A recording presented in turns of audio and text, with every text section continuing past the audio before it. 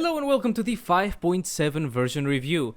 Everybody was really anticipating this version because we finally got another Dain Quest since so long ago because he decided to skip Fontaine. But yes, finally the overarching plot of this game would finally move forward, and also since this version introduced Skirk, people were also eager to find out what her story quest would be, since she has been quite the enigma since she appeared at the end of the Fontaine Archon Quest. Now, I have to say that outside of any story quest related stuff, calling this version anything other than a disaster would be wrong, honestly. But of course, I can simply say something like that without diving in deeper for details, so how about we fully begin the review? I would like to say that I am going to do the YouTuber thingy and ask you to like the video if you end up liking it and sub to the channel to help it out, and I have moved this from the ending of the videos where I usually say this to the start here because I guess it's the YouTube thing to do. Alright, with that out of the way, yeah, outside of any story-related stuff, we didn't get any new areas to explore, but we are at the end of a nation patch cycle, which means summer event, so it's no surprise to not get new areas.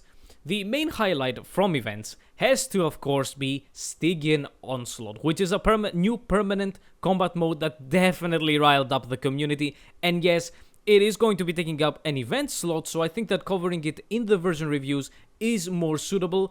And honestly, spoilers, even though it takes up a minor event slot this time, it felt more like the main event than the actual main event. Alright, enough with the overviews starting talk, let's get into the Archon Quest. So, we finally moved the overarching plot forward, because might I remind you, in the Sumeru quest, even if the twins met up, they pulled up the horrendously stupid "you will forget everything that happened" card, which completely destroyed any reason for the quest to really exist, and especially, more importantly, destroyed any character development that the playable traveler also desperately needed. But here, I have to say the quest was pretty enjoyable. Much like the Mondstadt interlude quest, the dialogue was pretty much straight to the point for 99% of it, so the pacing was actually good, and things that were covered in the quest were interesting and did not get thrown out the window at the end. Also, holy shit, I was not expecting the player twin to throw out that "what the fuck does anything have to do with us" line. Like, seeing as all this time, all these 5 years, the player twin has been an absolute plank of wood when it comes to character development and even emotions, pulling out that line, I was again superbly surprised. Also, we got playable Dainsleif, which kind of makes up for his disappearance during the Fontaine patches, but yeah, it was playable Dainsleif. But there is that 1% of things that were very wrong about this quest, and I think you know both of the things that I will mention. Number one is the completely unnecessary Kitlali comments, because throughout the entire quest, she has perfectly fine, suitable dialogue with interesting stuff, and she appears like a solid character only to give you a slap in the face with the stupid shit they make her say. It's not adding to the character. It's actively destroying any good build-up that they do for her character in every other scene. And second thing is the Dain fight scene with the Baptist. Like, come on. We have shown many other elements that raise the age rating of the game, so why do we have to show a rock with a shaking camera when Dain beats the shit out of him? Is it censorship? I kinda doubt it, but China is China. Is it laziness? Kind of, honestly. But you can't even say, oh, they're working on other quests, yada yada, another cry is coming up, because this is like a major Archon quest of the overarching plot. You can't be lazy on this. Is it hiding Dain's powers for later?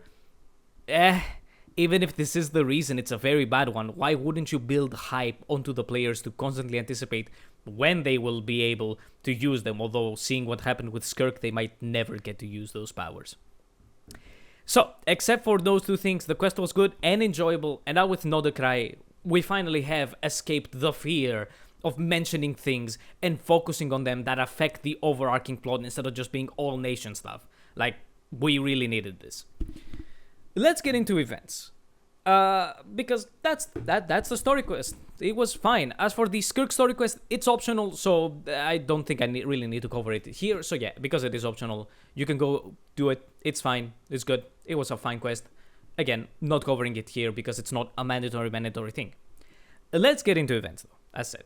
Our main event was in Sumeru, and our minor events were, including Stygian and Onslaught, a co-op combat event, a shooting event, and also we apparently are going to have, after 5 years, playable characters showing up around the world with some special cutscenes as a permanent thing, as Traveler's Tales event is going permanent, basically. And also, it just hit me that the thing is called Traveler Tales, and it's kind of like a dev studio that existed back in like the 2000s. If you know, you know. So, believe it or not, the main event, which we of course begin with, there's not much to say, because it wasn't a main event at all. No story whatsoever, and the reason I'm calling it the main event is because it included the big reward that main events give, which is either a free weapon or a free character, and this event gave you Sethos, so it's gonna be the main event, right? So what was it? Well, story-wise, you met some Sumeru academics in completely unvoiced dialogue cutscene, and that was it. That was it. No characters, that was it. As for the minigames of it, there were two.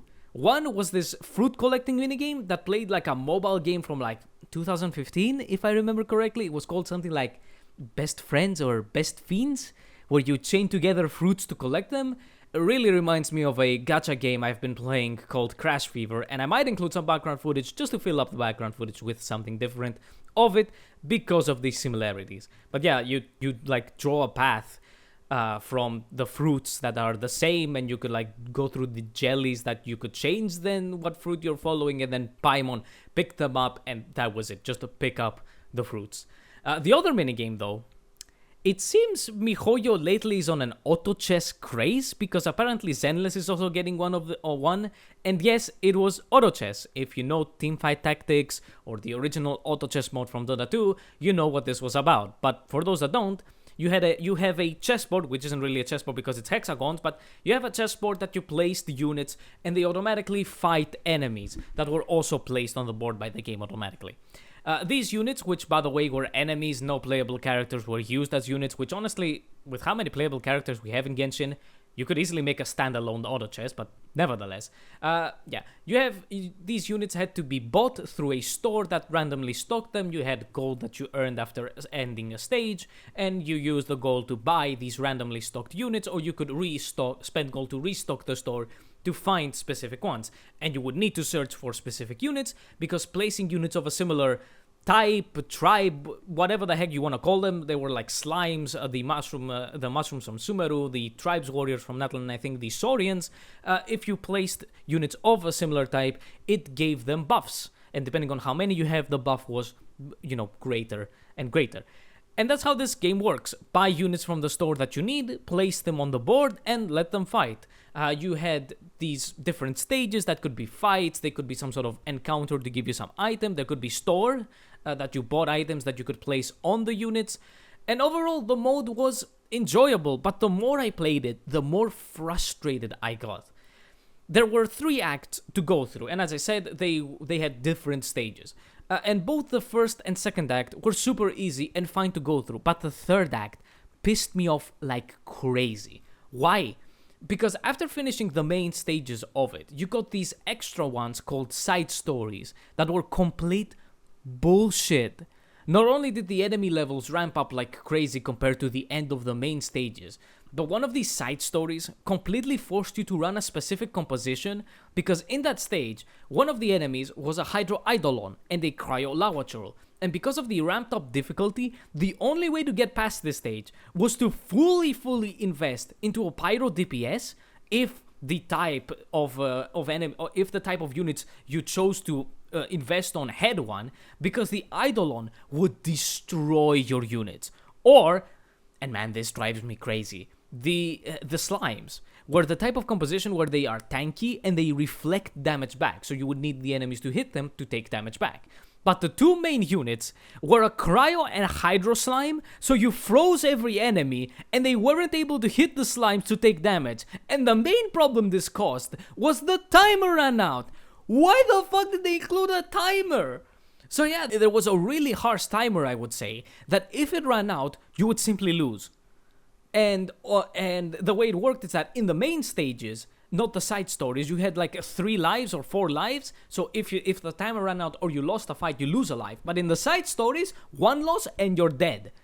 So yeah, you would simply lose. And on top of that, the timer was absolute bullshit and a complete lie.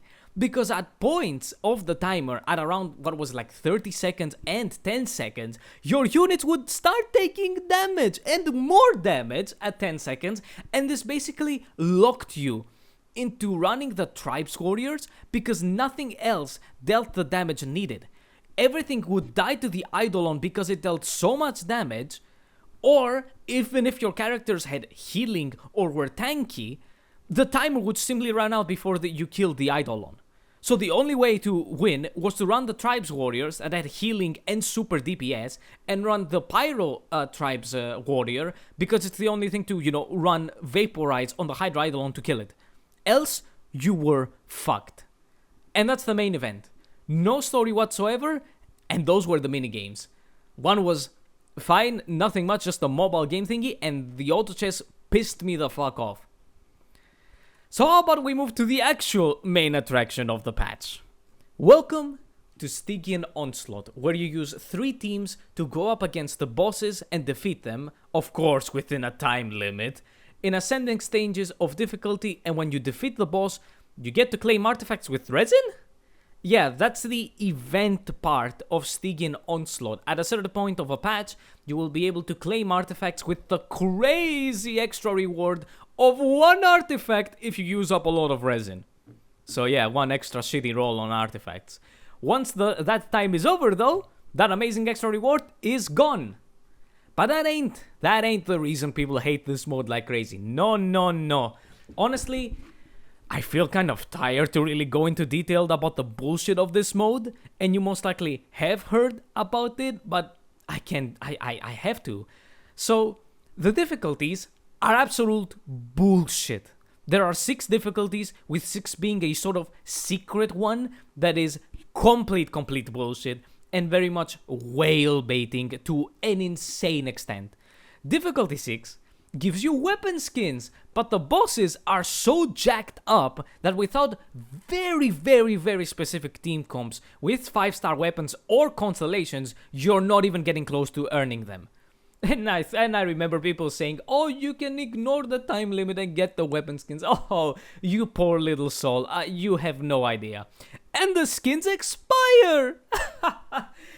When the mode resets its patch, you lose the skins. So imagine being somebody that spends money on the game, but not to super crazy levels, and you get a Stygian Onslaught that fully benefits the teams that you have spent money on, only to lose the skins next time and not get them back because the bosses this time completely fuck over those same teams.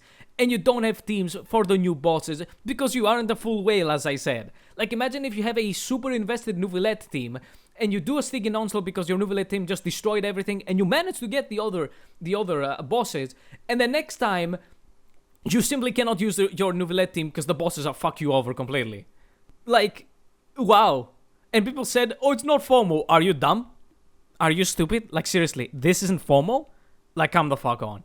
And speaking of this whole specific teams, even difficulty 5 was a complete character check compared to 4. Yeah, not a skill check, I'm super sorry. Difficulty 5 buffs the boss's mechanics so much that without really specific characters, there's no hope of doing it.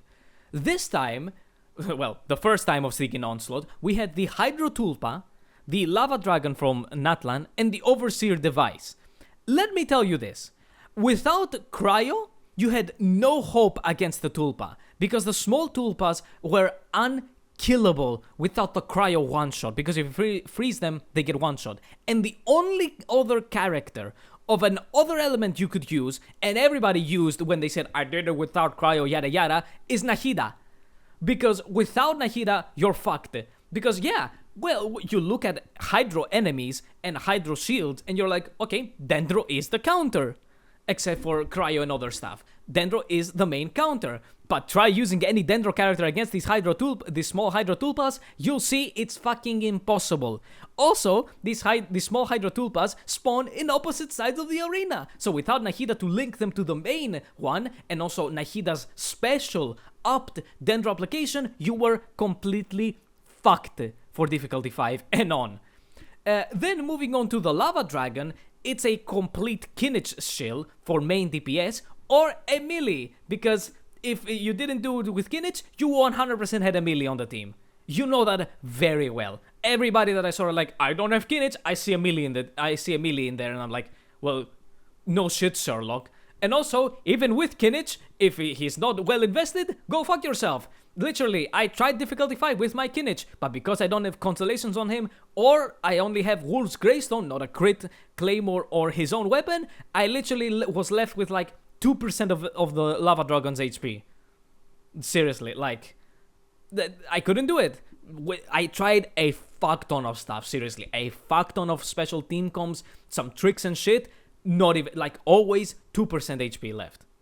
And as for the Overseer device, I hope you have the most cryo you can get, because without it, you are completely fucked. And no, not necessarily Skirk, but everybody saying I did it without Skirk was using a Scoffier. So, yeah, actually, this boss was the only one I did, because I had a C6 Furina, a C1 with weapon Risley, and actually I used a level 40 Layla and Fischl for Superconduct because it's a cryo explosion. Also, Fischl had Elegy for the end, so it's actually really well invested. And guess what? I barely managed to do it. C6 Furina, I wasn't using her normal attacks to play fair. C1 and weapon Risley, and again, and a jacked up Fischl, and even then, barely managed to do difficulty 5. So yeah, like, for this boss, especially the Overseer device, I hinted at some stuff in the Abyss review. Yeah, like, if it managed to get 1 pixel of energy accumulated, it had like 90% damage reduction. All of these bosses had jacked up stupid fucking mechanics. The Hydro Tulpa, not only, as I said, the small Hydro Tulpas were unkillable without Freeze or Nahida, it also spawned a shield that wasn't a Hydro shield. No, of course not, people. This is Stygian Onslaught. It was a damage-based shield. So, thankfully, it did give you full energy and refund your cooldowns. But yeah, it spawned a shield, and if you didn't break it, your characters got one shot. Thanks. And that's alongside the Hydro Tulpas that heal it like crazy if you don't kill them, and it gives it damage reduction if it absorbs them. And as for the Lava Dragon, it had like bajillion resistances if it wasn't stunned. So, thanks.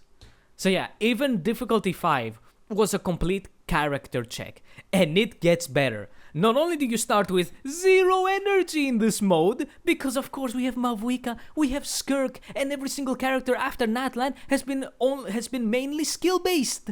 So everybody starts with 0 energy. But there are also these exalted characters that get stat boosts to help you out. But wanna know the catch? These characters aren't picked by MiHoYo, even though honestly it most likely would not make much of a difference, but they are the most played characters on a server. So riddle me this, when you have bosses that are complete character checks, which characters do you think are going to be exalted? What's that? You don't have Skirk, but you have a well-invested Ayaka or Risley? Well, fuck you, because everybody is using Skirk, so your Ayaka or Risley don't get to be exalted to get the stat boosts. And there is also a max of 16 characters, I believe, that can be exalted. And well, if you couldn't guess, most of them are going to be the supports. So there's no room for your Ayaka or Risley. Fuck this mode. And honestly, I don't know if I will talk about it in other version reviews. I might just mention the main themes they want to shell out, and that's about it. There's no reason to go into detail on a mode made to guilt trip you to high heaven to open your wallet. It fucking sucks. Like, the Abyss is not this bad. Even if it has become worse with Natlan, it's not this insane character check. It's not skill. Get this thing out.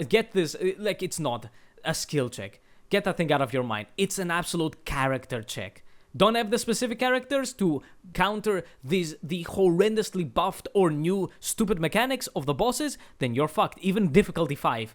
Difficulty 5, the not secrets difficulty 6. And difficulty 6, it's a whole nother beast, baby.